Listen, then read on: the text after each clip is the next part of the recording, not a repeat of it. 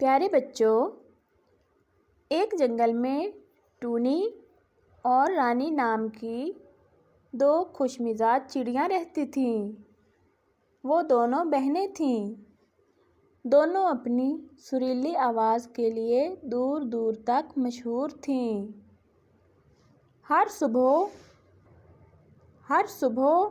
وہ اپنے خوبصورت گیتوں سے سورج کو سلام کرتیں اور جنگل کو خوشی سے بھر دیتیں۔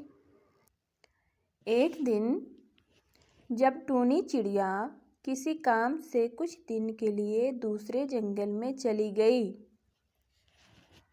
کچھ دن بعد کام سے فارغ ہو کر جب ٹونی چڑیا واپس آئی تو اس نے دیکھا اس کی چھوٹی بہن رانی کو بہت تیز بخار ہے۔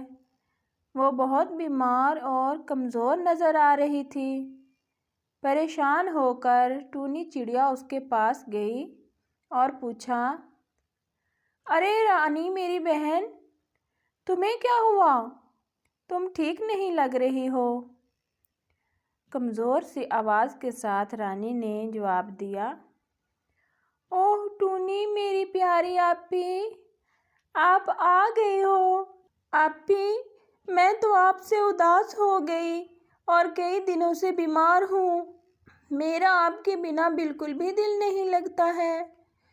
ٹونی آپی، آپ مجھے اکیلا چھوڑ کر کیوں گئی؟ آپ کو پتہ ہے نا ٹونی آپی کہ میں آپ سے بہت پیار کرتی ہوں۔ دیکھو نا ٹونی آپی، میں کتنی بیمار ہو گئی ہوں اور بہت کمزور بھی ہو گئی ہوں۔ مجھ میں تو اب اڑنے اور اپنے لیے کھانا ڈھونڈنے کی بھی طاقت نہیں ہے۔ یہ کہہ کر رانی زور زور سے رونے لگی۔ ٹونی اس کو بیمار اور روتا دیکھ کر بہت پریشان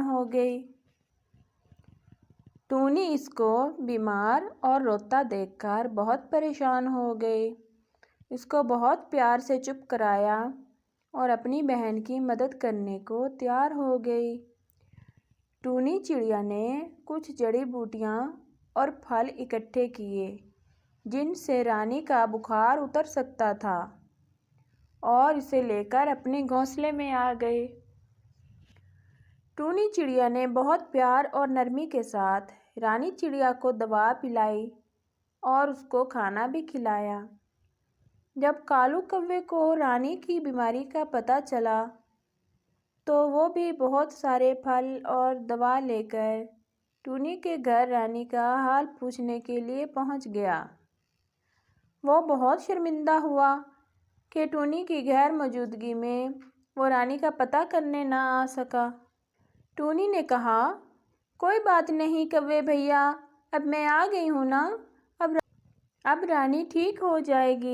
ٹونی رانی کا بہت خیال رکھتی، دیکھ بھال کرنے لگی اور اپنی بہن رانی کو اچھا اور غذائیت سے بھرپور کھانا کھلاتی اور اسے گرم رکھتی۔ جیسے جیسے دن گزرتے گئے رانی آہستہ آہستہ بالکل ٹھیک ہو گئی اور دوبارہ پہلے کی طرح صحت مند ہو گئی۔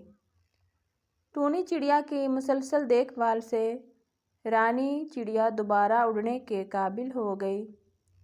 رانی اپنی بہن سے بہت خوش تھی۔ اس نے ٹونی چڑیا کی مہربانی اور دیکھ بھال کے لیے اس کا بے حد شکریہ ادا کیا۔ اس دن کے بعد رانی اور ٹونی بہترین دوست بن گئیں۔